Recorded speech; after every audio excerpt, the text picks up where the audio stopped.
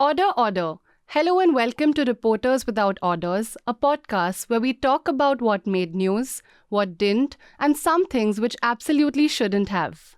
I'm your host, Tanishka Sodhi, and joining me in the studio today is my colleague, Shivnarayan Rajpurohit. Hi Shiv, how are you doing? Hi man, I'm brilliant. Okay, so Shiv spent most of yesterday outside the BBC office in Delhi, where income tax surveys had been going on all day. The surveys come soon after a documentary by the BBC, critical of the Prime Minister, was released and soon banned in India. And joining us through Zoom is Srishti Jaswal, a freelance award-winning journalist whose reports have been published in organizations such as Vice, Al Jazeera, and Caravan. Over the last 9 months, Srishti has been working with the international organization Forbidden Stories on Story Killer, which is an investigation into Gauri Lankesh's murder and the global disinformation for hire market.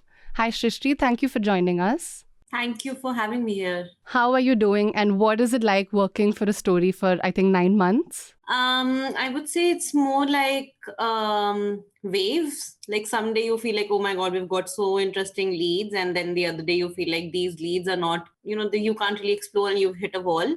So it's really like up and down, up and down. So yeah, it's something, I would say. So the investigation has been done in collaboration with 100 journalists across 30 media organizations across the world. And the first report in the series was published yesterday after, I believe, 9 months, correct? Yeah. So I think Forbidden Stories envisioned this project even before the Pegasus revelations were brought to force. Okay. And the credit goes to Phineas. I think it was his idea to look into the work and legacy of Gauri Lankesh. Right. And you have reported across cities for this report? So I have been to Bangalore along with him when he came to India.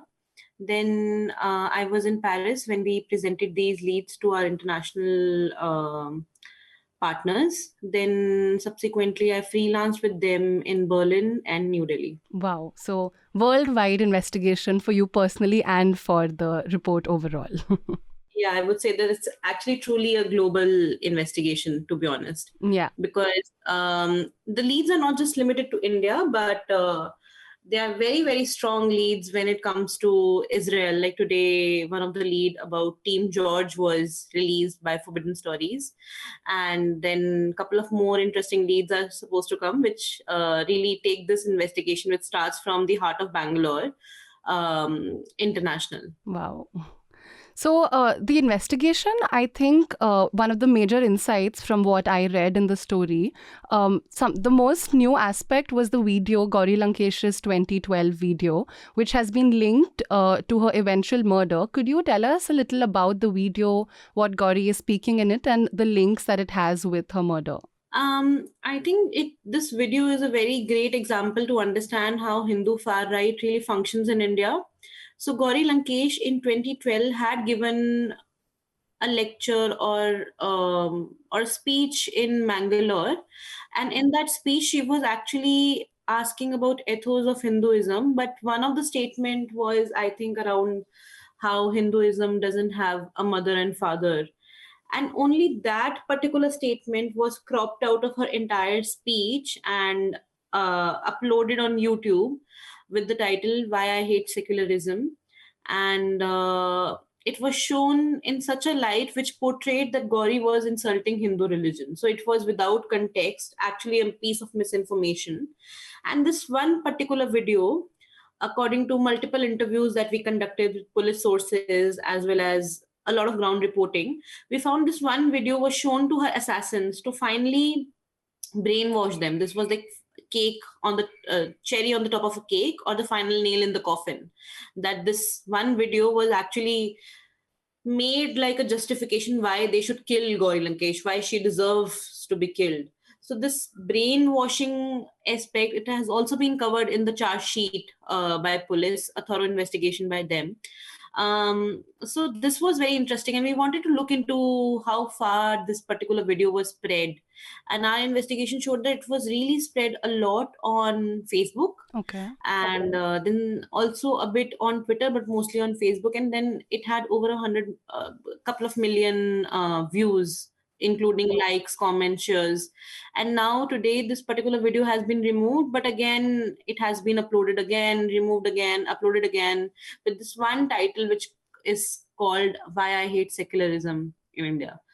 And it was also shared extensively when Gauri died, again to show her Justify. certain light that she is a Hindu hater, and so that her murder can be justified. So the character assassination happened before her murder and continued well after the murder as well. Yeah, absolutely. And the thing is that this particular video does not really tells what she wanted to convey. It's just one line of this entire speech. So essentially, this is misinformation. This is not complete truth. This is half truth. And but the way it is portrayed shows her in very bad light, shows her like she has insulted Hinduism, which absolutely is a wrong notion to portray. And that led to a lot of viewpoints. Like we show it in our article itself, that how one of the person who replied to that video on Facebook said hang them. So it's provoking people, and that provocation is done very well through this video. And as I was reading in the article in 2014, even BJP Karnataka shared the video saying that the next time such a speech is made, a fitting legal reply will be given. So it was not just fringe elements who were sharing the video and promoting a particular narrative, right? I would say so. Again, in the article, we explain how these fringe elements tend to become more and more and more radicalized. Like, I think there's a very good statement given by Mr. Jurjit Pal, who is at the Michigan in the States. One of the very interesting things that he says is that initially these fringe organizations can be disowned by the mainstream organizations such as BJP. Right. Which gives the fringe organizations power to go overboard and go beyond that particular narrative, which might be called journalism. It's I don't think so, like we can call it journalism what they did. But since they not only suggest fake news, they just go beyond that, and it really gives a very unfortunately, in a country where digital penetration is a lot but digital literacy is very less, people are not able to identify the difference between the fake news and the propaganda that is spread across using Right, these right. websites. And that gives a lot of power to them because people believe it's true. And this is what this particular case studies also show. And when it comes to BJP Karnataka, I rang them and I asked them, I repeated this question multiple times, and they just disconnected the call after listening to this question. So there is no answerability. And the report is so beautiful, because it's not just an investigation, it's also a profile into Gauri Lankesh, the kind of work she did, the kind of things that she believed in. And it tells us about not just what happened on the day, but also what could have the day that she was murdered. That particular line about how if things were different, she could have maybe gone home and watched This Is Us with her sister. So it's a very good, mixture of all elements. So I really recommend everyone reads it. And moving on to Shiv's story. Shiv, so you spent how many hours yesterday outside the BBC office? And can you tell us what exactly happened? Because there are a lot of narratives that are going around. I went with Ashwin. We reached there around 1 o'clock. So, and we left by 8 o'clock because I had to file the story. So we were there for 7-8 hours. And by the time we left, the survey was going on. Right. Today also, survey is still on. So what exactly is the survey? What have you found by speaking to officials, speaking to employees? Why is the survey happening? What is the official reason being given? So the government of India issued an unofficial note saying that there are two key allegations that they are investigating. One is transfer pricing rule. Another one is diversion of profits. So these are two key allegations that they mentioned in the note.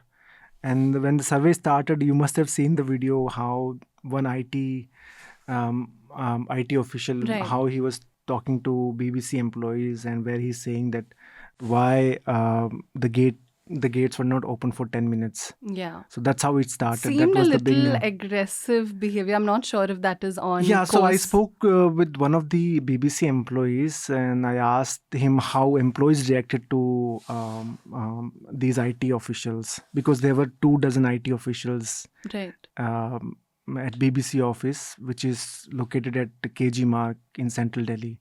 So that's Hindustan Time House, 17-story building where BBC occupies 5th and 6th floor.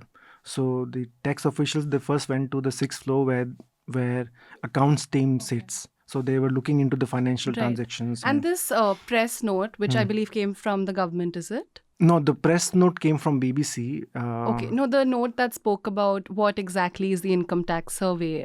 Yeah. So they Came from the sources. That's exactly what I wanted to ask. Why a lot of journalists were using that by saying that sources said this, when very clearly we have found that it is not sources, but we can but it's So we wrote that it was an official statement from the government, right, because it did not come straight away from the IT department. Okay. So, but they wanted to make sure there is some semblance, because when it started, I think some right-wing channels, they were I don't know whether they aired the footage of reporters who were there at the time, because I heard some of them saying that maybe BBC was behind. BBC was funded by some NGOs who are inimical to India, right, or maybe anti-India corporates. They got funded. Right. So maybe to cull this speculation, I think government issued an official statement saying this is what we are investigating. Right. Okay. So that is all for the video segment of our podcast. Catch the rest of our conversation on newslaundry.com. The subscription model is something that keeps Newslaundry afloat, but we need hundreds of thousands of people to completely transform the news ecosystem. So you pay for news, so it serves you. So click on the link with this video, subscribe to Newslaundry and pay to keep news free, और गर्व से कहो मेरे खर्च पर आज़ाद है खबरें.